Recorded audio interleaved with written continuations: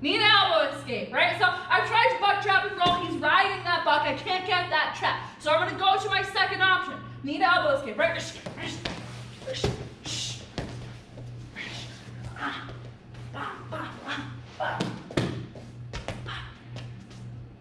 Again, in this position. Let's turn this way so I can see the feet. Right? So shrimping or need an elbow escape, right? So this buck and this trap have not worked. Ideally, I would like to do buck trap and roll because it puts me in a better position. However, if he's riding this buck, I can't get this buck. I have need the elbow escape. It's gonna put me back into guard or a position to kick off from guard.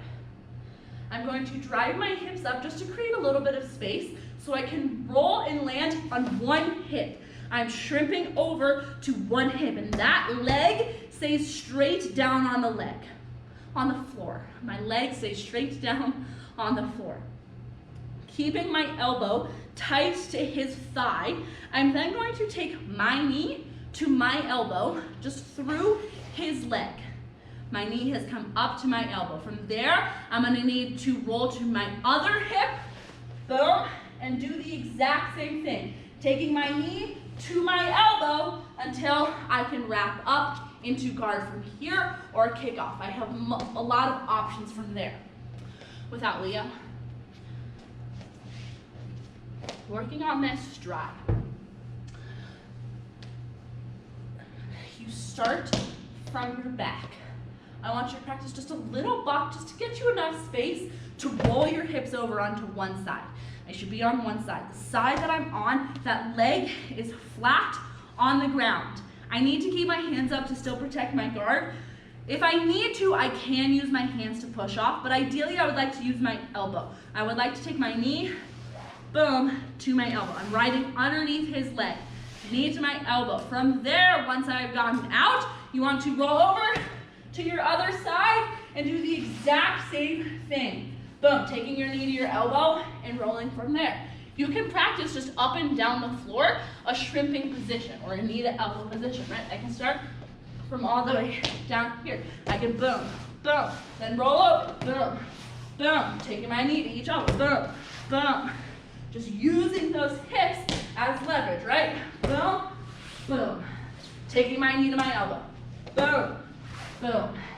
Knee to elbow every time. Leo, please.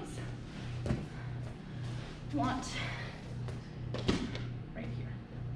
I was mentioning earlier how to get that knee underneath his leg, right? I've bucked, I've gotten over to that hip. Now I want you to really look at where my knee is going. I want it to drive underneath his shin, right? So keep it there. I'm keeping this elbow here. I mentioned that you can also use your hands if you need a little bit more leverage to push on that leg as you pull.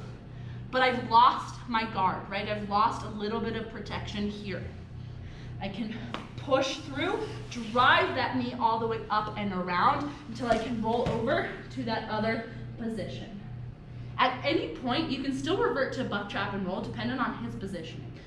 But to complete it, I roll to this side and I do the same, pushing that hand down, pushing that leg down to get my leg up and through, and then I am in guard. I want to wrap up here so that I have a little bit more leverage and control over Leo, right?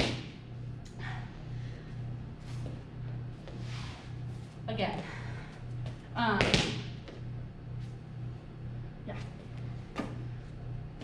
Buck. Drop that leg straight down to the floor. Don't let your leg leave the floor.